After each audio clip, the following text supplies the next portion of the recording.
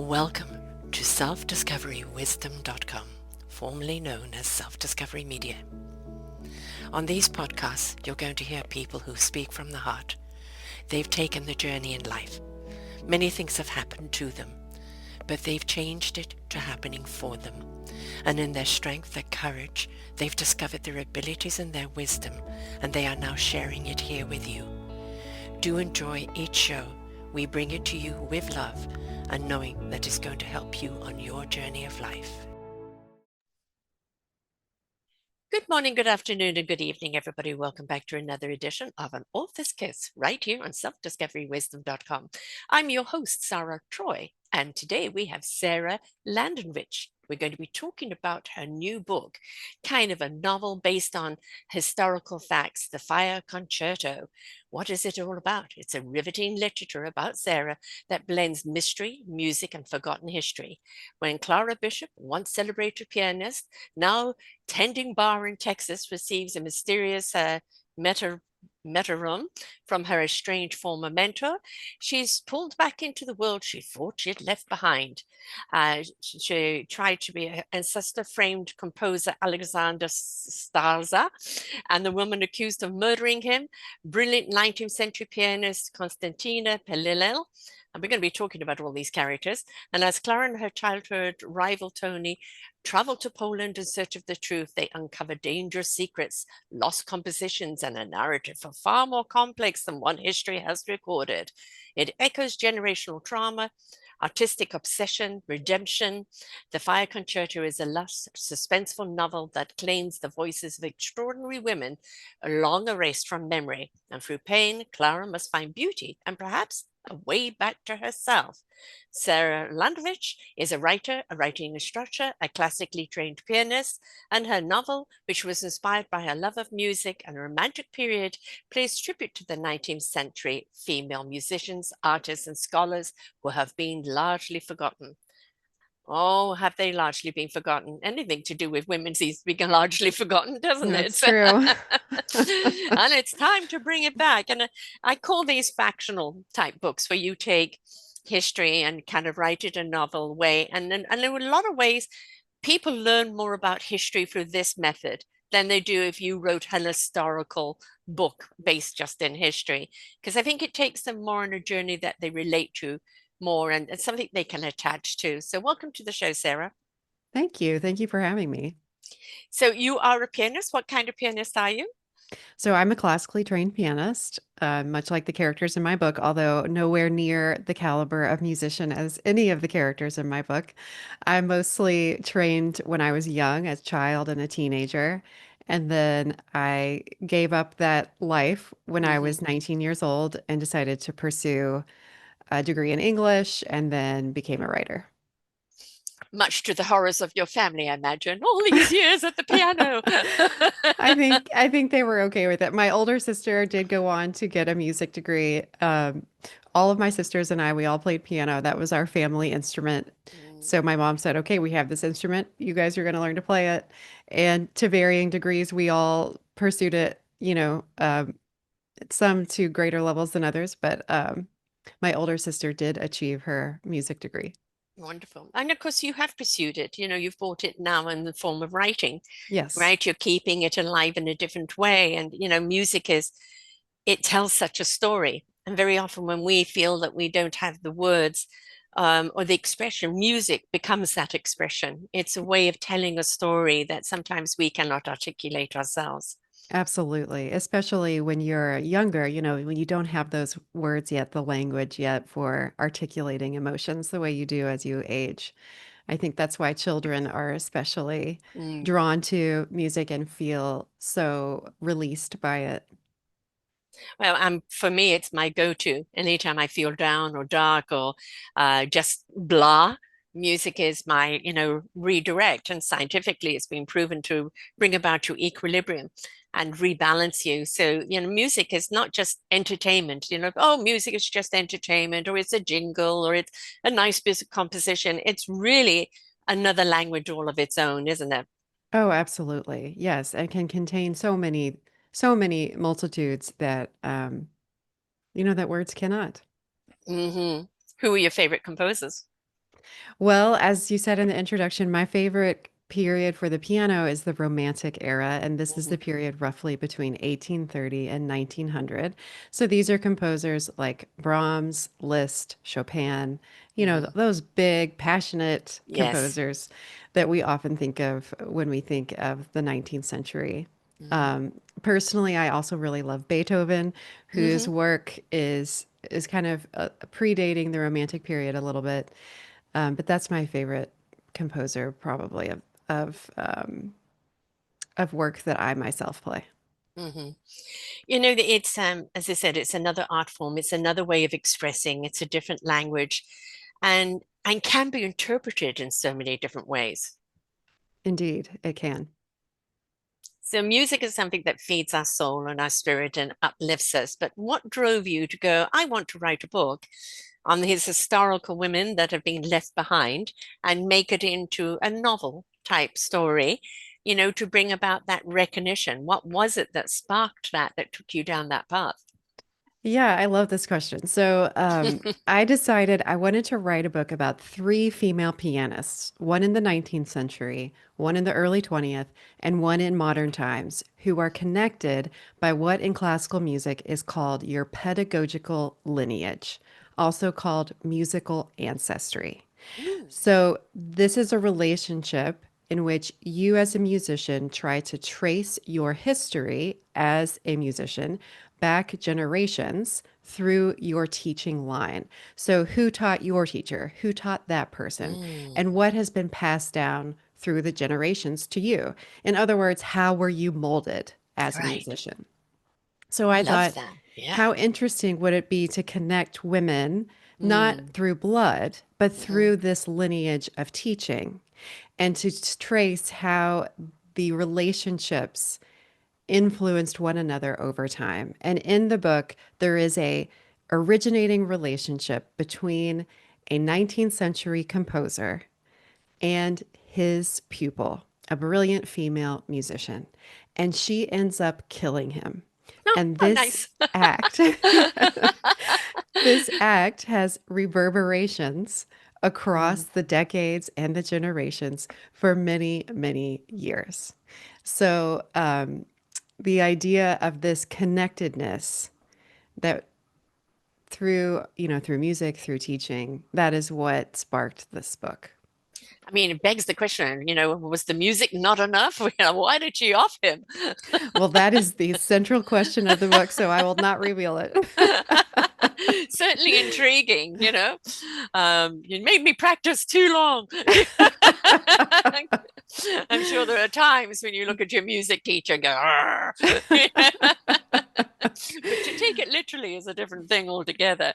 Uh, I mean, that could be quite disruptive, obviously, in the music, and obviously maybe change the way music becomes for her because it's now marred with blood. Exactly. So this first relationship is a traumatic one. It's a Hmm. very tumultuous one from the beginning between two very passionate, volatile people, the composer, and then this woman who's very talented but has been suppressed because she's a woman. Her talent has been very much tamped down. Mm, And they have a very explosive teacher student relationship that does ultimately end in the murder. And then over time, this story becomes the story in this fictional world, this murder. And the pupil, is alleged to have been crazy. So mm, she's sent to an asylum, and history has remembered her not as the musical genius that she right. was, but by a crazy woman, quote unquote, Yes. who lost it one day and killed one of the greatest composers of all time.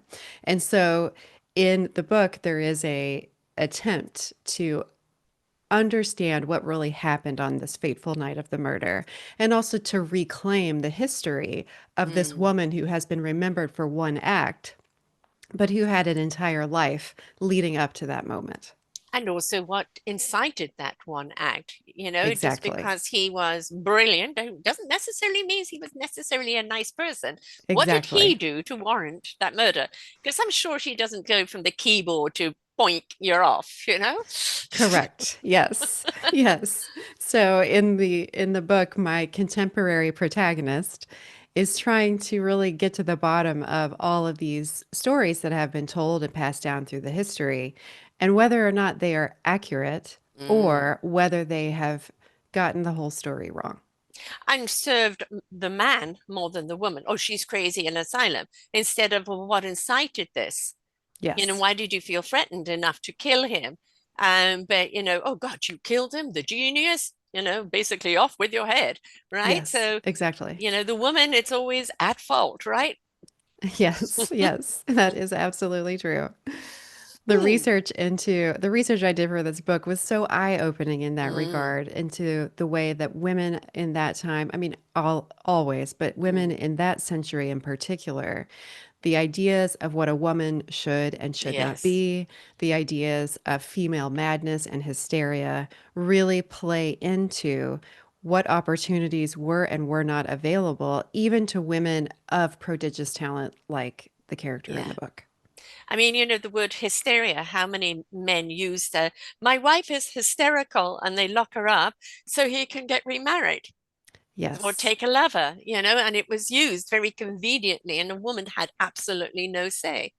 It's true. And that kind of scenario was also used to, steal a woman's fortune. Mm. For instance, if you had come to the marriage with money, married your husband, and then he says that you're insane and kind of locks you away, well, then he can take all of your Yeah. assets and go live his lovely life. And it's one of the very interesting parts of this point in history is that if a woman was committed or called insane, it was very, very difficult to then get out of the Right. system because Yes. you really had to get out because of a male doctor, a male relative, Mm. usually your Male, husband male, or male, your say no father, more. who said, "Yes, she seems totally fine to me." Yeah. And Yeah. that was hard to do. Once called insane, it was very difficult to prove otherwise. Right. And basically it was just an excuse to throw a woman away Yes. for whatever reason. I mean, that really kind of went right up to the 60s, even the 70s, didn't it, into some aspects? I think I don't know if it went quite that far. I haven't done a lot of research into the 20th century, but it certainly persisted and took different forms, right? Mm. Like maybe it wasn't as easy to commit someone involuntarily, but there was still all of that baggage, right? The idea of the female madness that, I mean, honestly still has is lingering with us now, right? In the Yes. terms of the way that often when women go to a doctor for a Mm. physical ailment, more often than not, they are considered, if there's no apparent Yeah. pathology, it's considered to be, quote, in their head or some Oh, other yes. psychological manifestation. Hmm. And these things are certainly residual Hmm. from the past Yeah. in very Been there, disturbing done that. ways. That has happened to me, and I ended up in emergency having major operation for something that he ignored. Oh, just take these antidepressants. Oh, Right. goodness. Yeah. Yes. So, and that was the 70s. So, but there's still some incompetence out there that probably still happening today. Um, that I watch all the time things come up on social media where they bring up a woman or a woman of color who was an inventor Mm, and just disposed of in history where a man took the name of the sure. invention. And, it really basically, I would say almost, the 60s was the start of women's freedom. And of course, isn't it sad that today we're seeing women having to fight for their freedom again? But I Absolutely. would say that's when the turning point was, where a woman kind of was standing up for herself. And it's still an ongoing battle. But in those days, a woman was property, either her father's property or her husband's property. She didn't have any say, did she? No, very little. So, for so many women in history, it really, your fate depended so much on Mm. the benevolence or lack thereof, and Hmm. open-mindedness or lack thereof of your male relatives. Yes. And many women, were not fortunate in that regard. Right. No, I mean we owe the suffragettes a great deal, So for much. turning the tide, and women who stepped up to become doctors and the ridicule and everything they went for. All the women that have come before us, no matter what the field. they've had to go up against a tsunami to be heard, to be seen, and to be accepted. And I said, we still see that in so many areas today, but we're seeing a more level playing field in music today, though it's still very male dominated. Yes. But we are recognizing more talent for talent's sake, no matter what body it's in. Yes, I think that that is definitely happening and, high time that it has. Yes, exactly. But the 19th century, with Brahms and Beethoven and everything else, I mean, they were so revered that, almost you could hear the men, the thought of a woman being anywhere near their equal I would imagine, cause a great deal of insecurity. Well, I think they were all the composers of that time, they have such colorful histories. Oh, yes. And some were more open-minded than others, Mhm. but yes, in general, the establishment was very much of the mind that a woman could play piano, especially in the home for her relatives. That Mhm. was an accepted way for a woman to be a musician. Mhm. Um, it was, depending on who it was sometimes thought to be acceptable for a woman to perform outside of the home, such as Clara Schumann would be a great example of that, someone who did become a famous performer in her own time of the 19th century. But many men often thought that people like Clara Schumann were certainly the exception, and even she had such a struggle to Mhm. get to where she got. Yeah. But the idea that a woman could be a composer was Yes. absolutely out of the question Yeah. for almost everyone, because that this was an era where mental expenditure, intellectual pursuits were considered to be a contributing cause to madness and quote, female ailments, right?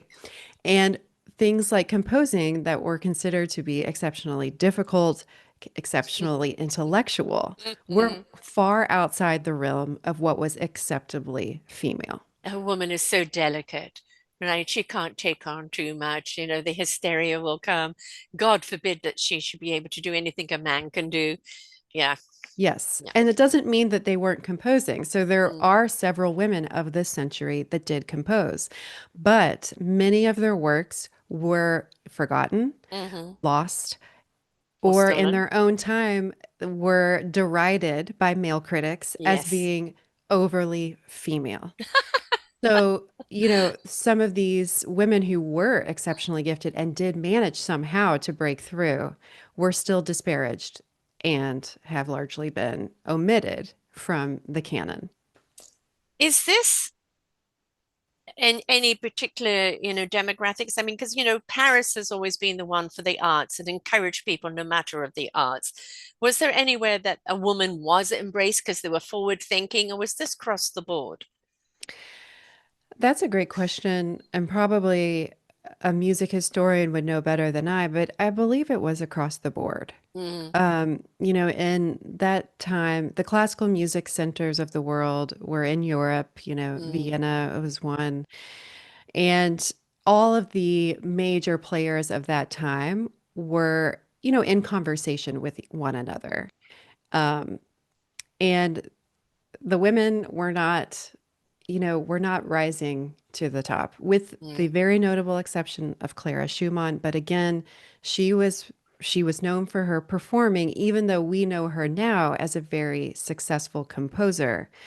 She did not let her compositions out into the world until, I believe, very late in her life. mm. Interesting. It's, when we think about all the talent, because we know that a woman is extremely capable of absolutely anything she puts her mind to, and in many, many ways, more capable than a man, because we have the way our brain works. It's proven that we kind of multitask and can see things on bigger scales than most men. But through time, we've always seen this suppression of woman, and it's always this idea that a man knows best, and I think it was just something that was passed down, but also a fear of women, knowing more or being more capable or being becoming the competition, because it really became very much about an ego thing, isn't it? God forbid a woman should be better than you.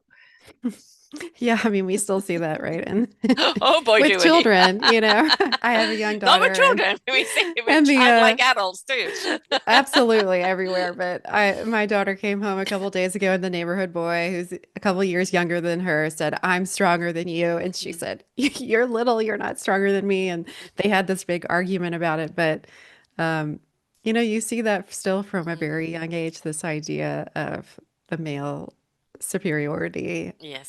Uh, And it's time to re-educate our children Absolutely. on that, empower the woman and the girl, and educate the boy. Because we certainly, this particular topic of women's suppression, in no matter what, it needs to be over.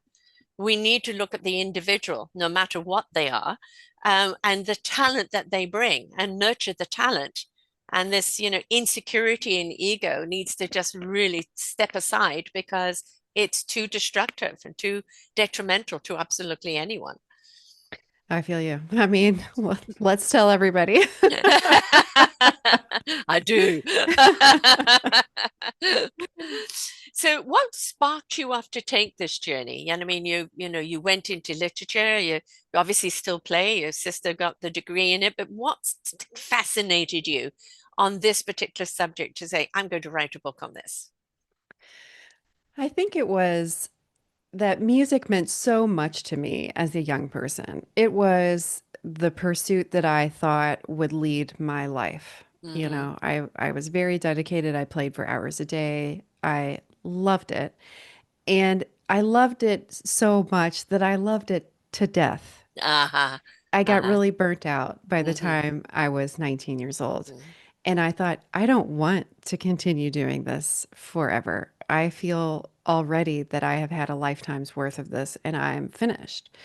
But it was really difficult to let it go Mm-hmm. because music, I mean, any pursuit that requires that kind of dedication, you cannot maintain your skills as someone who picks it up here and there, right? You have to really be practicing all the time. Mm-hmm. And so when you or when one makes that decision to stop that pursuit, you very quickly lose your ability to Mm-hmm. perform at the level that you once did. Yeah.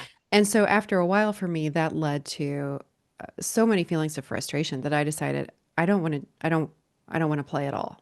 Mm. And it took me many, many years to heal that relationship into one where now I can sit down at the piano and enjoy it and not Mm-hmm. expect myself to be good or not need it to be anything for the ego, Yes. just be something that I enjoy. But all of that musical knowledge and the love of it still Mm-hmm. lives within me, right? And I transferred that expression that I used to use in music. I transferred that to words many years Mm-hmm. ago. And all of these years of knowledge and love of this music really just found their way into this novel in a way that was able for me to kind of contain so many parts of who I was into Mm-hmm. one beautiful package. The writing, the music, Mm-hmm. the history. Uh-huh. Um, it's so much of It me. became your own composition. Yes, absolutely. That's a Yeah. nice way to put it. And once you are with music, music's always with you, and it creates its own rhythm in life. So you may not play anymore, or did not play anymore, but did you find that the music still kind of dictated everything else you did? Did your words become rhythmic? Were you looking at writing that was more rhythmical rather than kind of linear and flat? Because I think once you've got the music in you, it's very hard not to bring it into everything else that you do. Oh, definitely. In fact, when I first started writing, the first genre that I wrote was poetry, which Mm-hmm. is the most, like the closest approximation to music. And, with all of its emphasis on rhythm and sound, Mm-hmm. that was a natural step. It's just kind of moving attention to a different medium. And for many years, I wrote poems, and often I wrote poems about music. And then over time, again, it was kind of a healing relationship, um, where it helped me let go of the grief and loss that I felt about music and feel that this was really my true calling in writing. And after years of writing poetry, I thought, you know what? At night, I don't go to bed with a stack of poetry volumes on my bedside table. I go to bed with a stack of novels, and maybe Mhm. that's what I should be writing instead. Exactly. You see so many kids kind of pushed by their families, practice, practice, practice. And, they want to see you in concerts. They want to see this is part of their journey as well. And when a kid says, mm-mm, I'm not doing it anymore, I don't feel it anymore, a parent goes, what? All these years that, you've put into it, how can you walk away from it? But, I kind of call that the nudge, nudge, wink, wink from the cosmos. You Hmm. got the message that it was no longer your path and you decided to take a different path. And a lot of people don't. They go against that and they end up with the cosmic two by four, which is going to force them in another direction altogether. But for Sure. you, it was no, I just can't do this anymore. I'm saturated. I need to go Yes. and do something else. But you still did something that is artistic because you can't step away from that if that's within you. Oh, absolutely not. In fact, I feel that that's a big theme of this book is if you have a creative impulse, you Mm. have to you have to find something for that.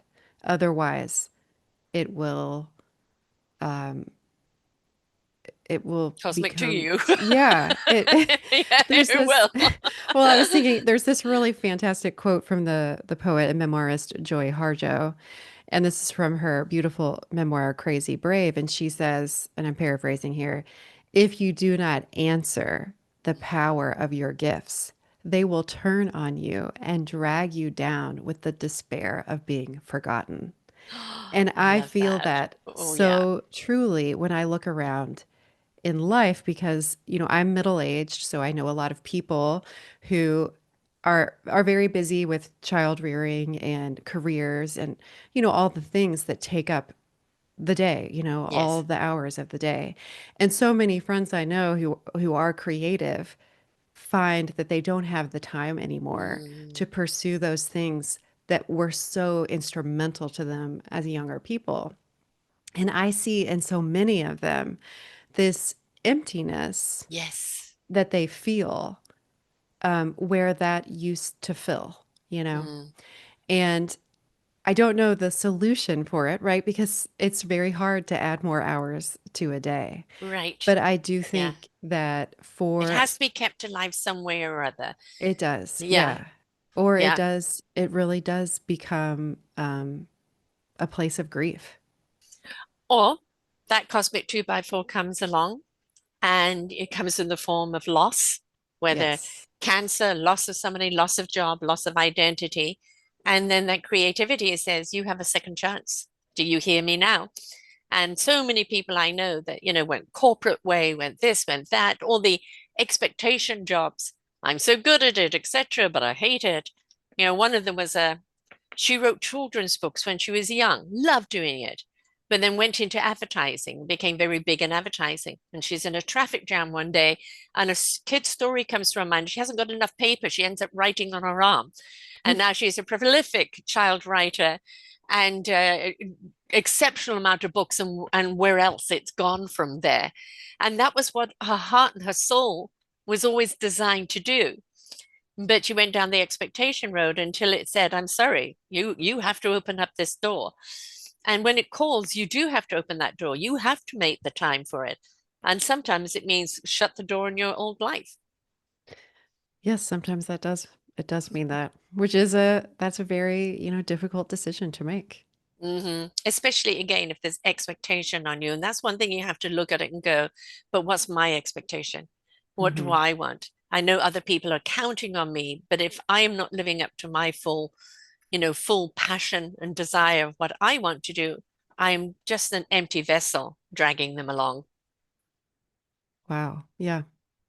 Yeah, it's hard. It's hard to balance, the creative life and the rest of life, Mm, right? But I agree with you that it is essential and For me, that's kind of why I tell people, people often ask like, what's your writing ritual? What's your Mm, process? And I say, I write when I can, which yeah, sometimes is 30 minutes before school pickup. I set a timer and I try to get as many words as I can out, right? It doesn't have to be a giant investment right. of your whole life. You just have to keep it alive. Keeping the toe in the water, so to speak, right? Right. Keeping that Because then you're connection. Mm, Yeah, in my opinion, if you just do a little bit every day, hmm. your brain is anchored in Yes. that every day while you're washing the dishes, right? Like, as long as I have a little bit of connection to a story or to some words, then my brain has that time to really chew on it for Hmm. as long as it takes for me to get back to my desk. And it is such a useful thing for me, not just as an artist, but also as a person who tends to worry.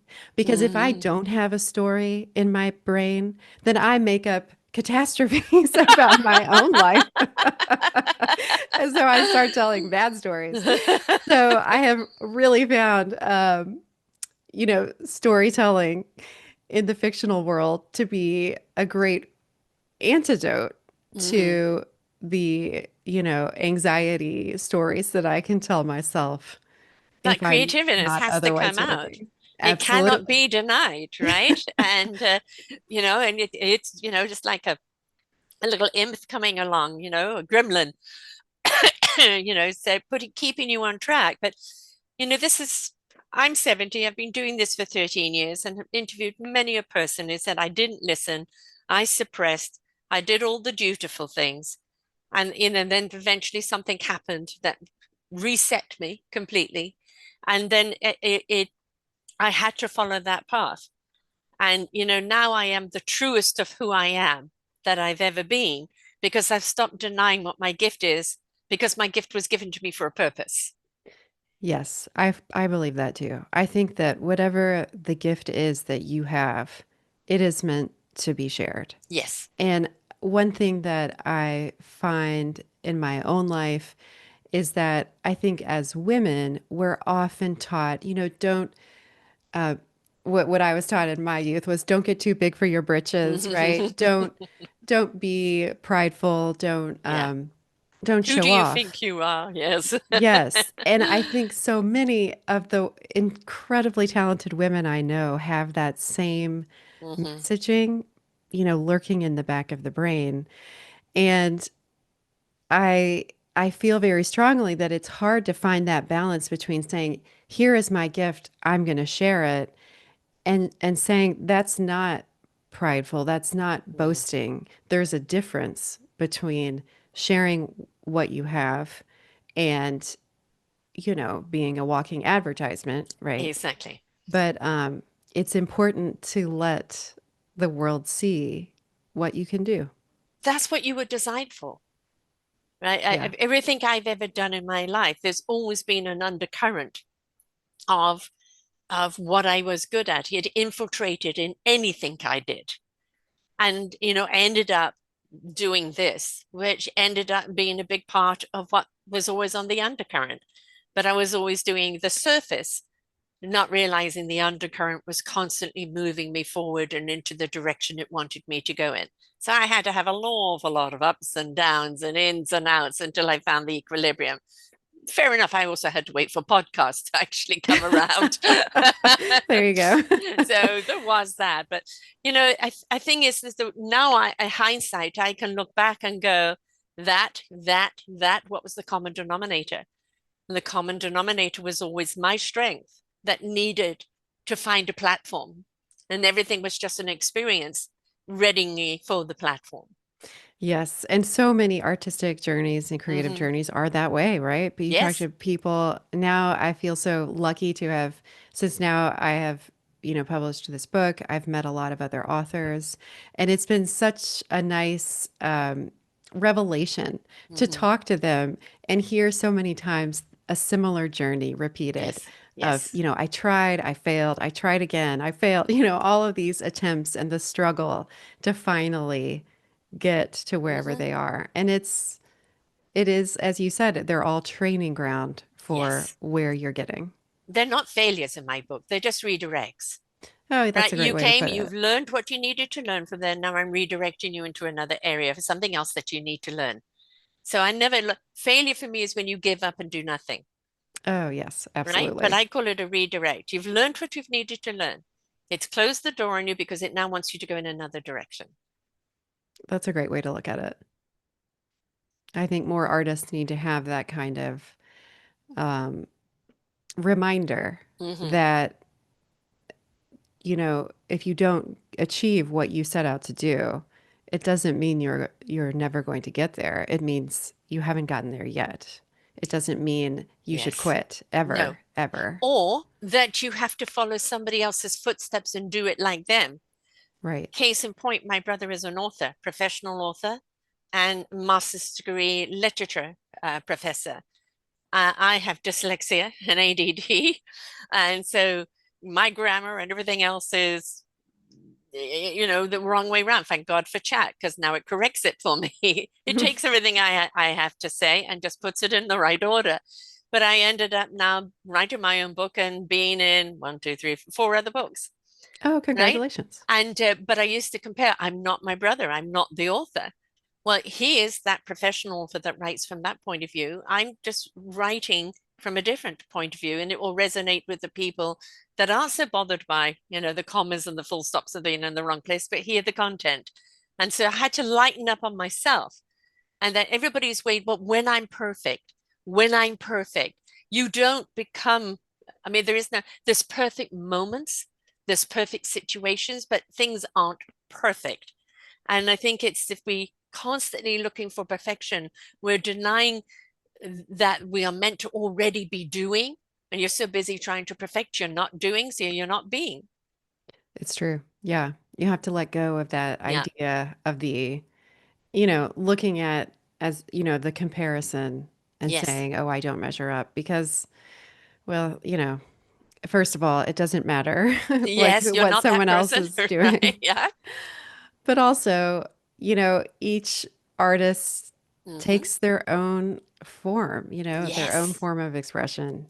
And I think there are so many ways to get there, so many different paths to end up, you know, in what is considered success in my book, which is making art, making art Just and doing sharing it, it. Yes. doing it. I mean, how many artists have put out albums and go, you know, that wasn't my favorite album, right? It was just music I churned out at the time, but it wasn't my favorite album. But this one has meant more to me than any. But if they hadn't done that other album, would they be where they are right now? We've got to accept that not everything is going to be, hit the mark as we put it out, but it all serves a purpose. It's all again part of the lesson and the preparation. I also Yes. know from all the interviews that I've done, now you've written one book, you won't be able to stop. Well, that's for sure. Because actually, to that point, this is my first published book, but I wrote a whole book before this that never got published. And it was very, very difficult to let that book go and Hmm. say, okay, it's time. This one is not going to get published. It's time to move on and write a new one. And that was a difficult lesson, Hmm. but that book taught me how Yes. to write novels. Yeah. And it wasn't wasted time. At No. the time, it felt, and Uh-huh. I thought, You're oh so my goodness, attached I've to it. It's my wasted. baby. Yes. And it was very hard to let it go. And now people so many times ask, oh, are you going to try to get that one published now? And I have no intention of doing Hmm. it because to me, that was the training ground, right? Yes. And I look at that first book in many ways that I look at a first love. It Hmm. taught me so many lessons, but it was not right for me. And Hmm. I'm glad that it didn't work out. Exactly. Hindsight, right? Right. Yes.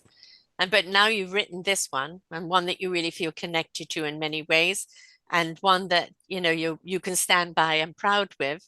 Yes. Now it's like, okay, I now know what to do and how to keep growing and how to explore. And I find for so many authors, you may have a plan for your character, And of course, in your ways, you've bought a lot of historical, so you do have to follow a certain path. But the characters in a book always take on a life of their own Oh, and they start certainly writing do. themselves. For better and for Yeah, worse. oh, yeah. Yes. Oh, goodness. That true? I feel like that's true for characters, and it's also true for plot. You Yes, think you know where you're going, and then they kind of take you on their own journey. yes. Which But is that's the fun. exciting, right? Yeah. Yeah. I You're in think that's discovery. right. Some people often ask, do I write an outline? And Hmm. I always say no.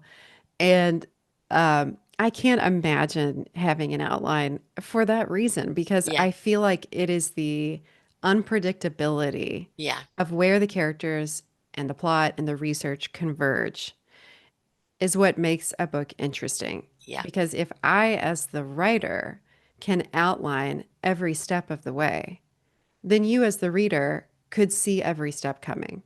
And that Exactly. does not make for interesting reading, No, nor does it make for interesting writing. right.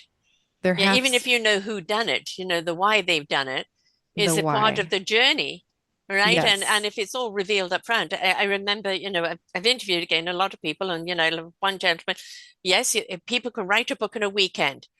First thing they do is going to outline their title on every chapter, and then they're going to put content in that chapter every hour over the weekend. And I thought, uh-uh, No way. no No way. way. Yeah. And it's like, what do you get out of that? For me, it's anytime I write anything, even when I do my own shows, like today, what am I going to talk about? And a little saying came in, life isn't black and white, fill it with color.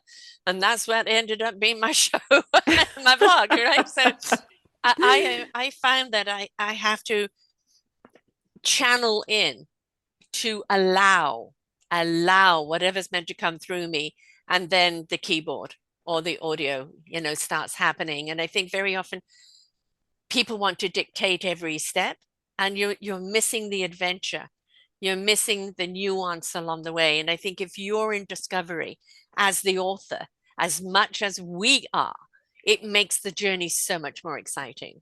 Oh, I definitely feel that way. And I mean, that's not to say that there's no place for, organizational tools, because certainly Yeah, I do use those, but not when I'm trying to generate the story. When right. I'm writing the first draft, I just want it to take me on Hmm. a great ride. Yeah. And we might go in some directions that end up being too wild for actually getting in the final version.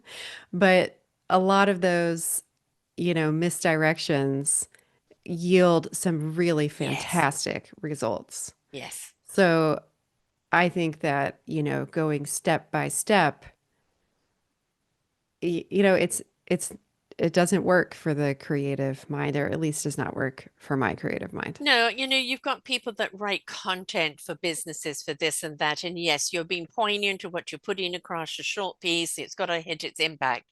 But when you're writing a novel or writing a book that you want people to travel along with it, it's got to be something that they can relate to, or they become the character. For me, it's always, can I become the character? Can I Hmm. step into the character's shoes, or one of the character's shoes? And then, where does it leave me? And the reason why this genre is called an author's kiss, because when you've read a book and you put it down and it keeps revisiting you, it Mm. is like a kiss. It is like an embrace. When you can still refer to a book years later because it's still with you, I think that is an embrace that keeps on giving, as a book keeps on giving. And I love, when I ask people to have a podcast party where everybody listens to the podcast, take notes, and share those notes after, because everybody's got a different perspective. Everybody's learned something different from it. It's the same with a book. Sure. People are going to get from the book what they relate to it according to the relation of their own life. And I think that's what makes it fascinating. Yes, it is so fascinating. Now that the book is out, so it's been out for almost 1 month, and I'm starting to get emails and messages from Hmm. readers. And it's so interesting to get all this varied feedback, some from people that I know and others from strangers, Yeah. and to hear how they connect with or interpret the book. And it's so amazing how different they are. Hmm. Because Yes. it's like once you release the book into the world, Out of it's your no hands. longer yours, You're right? right. It now belongs to the reader, Yeah. and they are going to have their own relationship with it. Hmm. And it's so gratifying for me as the author to hear what that relationship is like. Hmm. Um, and that's one of the joys of publishing that I had not anticipated, Hmm. but it is truly such a pleasure. Yeah. Yes. If people are writing to receive accolades or big next J.K. Rowling and make millions of dollars, forget it, right? You don't write to become rich, and you don't write for the accolades. What you do write is for the connection. Did you connect? Did somebody feel the connection with a character, with the story? Because that's actually more intimate than accolades, because it's you want to know that they saw something of themselves, or they saw something in there that they related to, that they feel that was speaking to them, or that educated them. And in this case, you've taken us on an adventure. You've shown us the horrors of that time. You've shown us something that's not much changed as far as Not enough, yes. insecurity, and and it really does then spark conversation. How far have we come? How could this ever happen? How could we make sure it never happens again? What else? What other wonderful talent have we lost because somebody put their name to it or dispose of it because it came from a woman? And we need to have these type of things that expand our conversation. Yes, I feel that so strongly. And not just to correct the historical record, No. which certainly needs to happen, but also one of the things that's happened in the writing of this book is that I've talked to many people, and I tell them, "Oh, well, this book is about women who have been lost to history." And it kind of sparks conversations about women in their own families. I've heard Hmm. so many interesting stories like, "Oh, my grandmother sang on Broadway, but then she had kids and, you Yeah. know, just, became a a Housewife, housewife." because you weren't allowed to be Yeah. both. Yeah. So many stories like that. And so many stories also of people who say, I don't know what my mother or grandmother did that they loved, aside Mm, from raising the family. yeah. And I feel like those questions are so important to ask. Yes. To think of people, not just women, but men too, but especially the people who we only see in our mind as being always, you know, the caretaker of the family. Hmm. What did they want for their life Yeah. before all that, right? Because Yes. they were girls once Yes. who had dreams, Hmm. and maybe they pursued some of those. Um, and what are those stories? And to hold those, right? Yeah. And to be able to talk about them, like in my own life, I had my first daughter at 28. For my generation, that was late. Now my daughter had children. She started at 32. Um, 32, 34, now 36, another one on its way. And, for my life before, even though I put it in the book, in my life before, it was not something they relate to. Right. I traveled, I lived in several countries. I was the first one to do this, first one to do that. And, I was an explorer, all by the seat of my pants, all literally, ultimate hippie in the sense of going where the wind took me, right? Nothing ever planned because I wasn't one of those people, kind of went where it felt good. But, the experiences that I got from that. But they see me now, troubled marriage, health issues, and that's what they're honed in on, and rather than the story of what I used to be, Right. before the kids came along. And I think we're doing is still a disservice to the women of today. Many of them do work and while raising kids. Great, kudos to you. But, for me, every time I tried to work, the kids suffered. So that was made to give up so I could stay with the kids. So I became the neighborhood mom. And it's not about, I didn't have dreams to pursue. One of my dreams was being a mother. And so in the Sure. mothering years, that's where I was dedicated. But I think if we don't listen to what our mothers and our grandmothers and aunts, even uncles and fathers were before kids came along, or we see them as identity of that label. and we Hmm. don't see who they were before or what they had to give up in order to be that parent. And I think it Yes, needs to be spoken about a lot more. I do too. Yeah, just to, tether us to our own history Mm, and to see people as more than, as you say, those roles, yes, because those roles are very important, but everyone is more than that. And it yes. really helps to understand them better and your own relationship to them, the way you were parented, etc. If you can see those figures in your family as Hmm. whole people. Yes. Yeah, there was somebody I interviewed a little while ago, and she did a story of her grandmother's sister who left Ireland and went to New York and just to explore the options there. Eventually, she did marry, and the husband wanted to get rid of her and put her in a home, Oh put her in no. a mental home, right? So she came over to North America for the dream, you know, to discover, to be more, and there we go. She stepped outside of the men's comfort and was thrown into an institution where she died. Oh So, gosh, that is but horrible. and we need to hear more of those stories because we need to understand that if we don't face history, if we don't look at it for what it is, we unknowingly repeat it. Oh, of And when, course, I yeah. always say that when you're aware, you care. When you care, you do something about it. But we need to make people more aware. Yes, I absolutely agree. So, what's the second book? Well, I'm not ready to discuss it yet, but I will say that it is also a dual timeline novel Mm-hmm. set this time in 2022 and in 1881. It has nothing to do with music, but it does touch on these themes of recovering women who have been lost. I love this theme that you're going along because, again, we need so many women who've contributed so much. It's women that, discovered the internet. It's just so many women who've contributed so much. And the male ego came along and put their name on it and just pushed the woman aside. And, every woman contributes in some way or the other. And we need to look at that contribution. And those stories need to be told. So yes, you'll have to come back and share that one when you've got it done. I would love to. Yes. So people want to buy the book. Where do they buy it? It's a I say a book is a great gift, birthday, Christmas, anytime. It's a gift yes. that keeps on giving. So this is a good one to buy for yourself and to give for friends. Book club. Yes.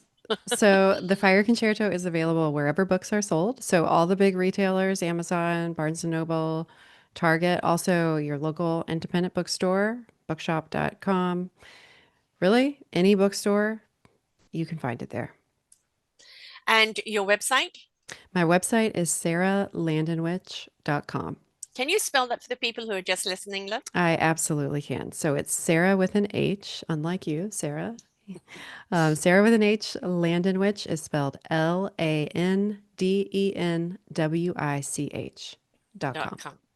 And your Sarah Landovich on Instagram, on Goodreads, on Biscuit, Blue um, Sky, yeah. Blue Hmm. Sky, all right, there, Hmm. and Linktree. So people can all follow you along on the social media as well. And the Fire Concerto, for the people who may not have to spell concerto, is Concerto. And you obviously in Amazon and any of the other places, you just put in her name, Sarah Landovich, which and this is, as I said, it's always a good book to hand over as a gift. But imagine reading this actually as the family book, I teenagers love that. reading it as the family book and then looking at opening up the question, what do we not know about our own family history?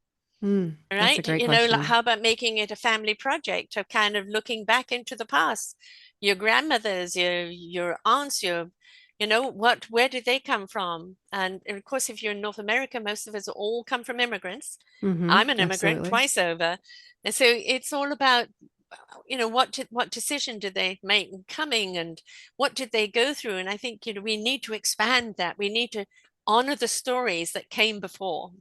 Yes. Yes, so much. Honor the stories that came before and helped us be able to tell the ones that we have. Yes, as a cautionary tale, as an enlightenment of what they went through, their courage, their strength, the things that they went through, what they brought to us, the gift that keeps on giving. But also, I think, if you were especially looking at it in a family and you find out that aunt this or grandmother that had this skill, and you go, oh, that's where I got it from. Hmm. Right? And you don't identify with mom and pop. They haven't got it, but it's somewhere else in that family that thread is there. And I think, yeah, please be inquisitive, folks. Please be wondrous. Please be explorers. Life is exciting when you open what if and where is it? What's there before me? So I think that's really important. And this book also, I think, should also be with music teachers.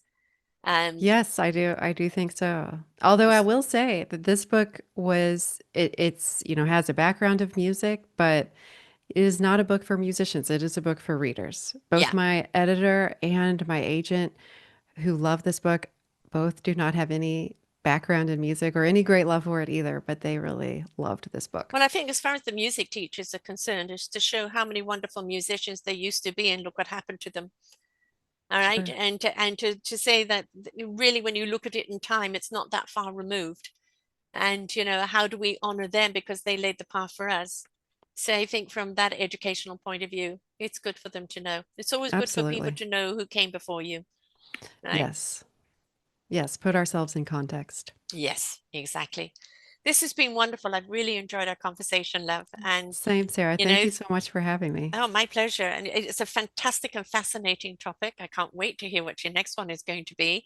And I love anything that keeps opening up yet another door and then a window. And then what's behind that door?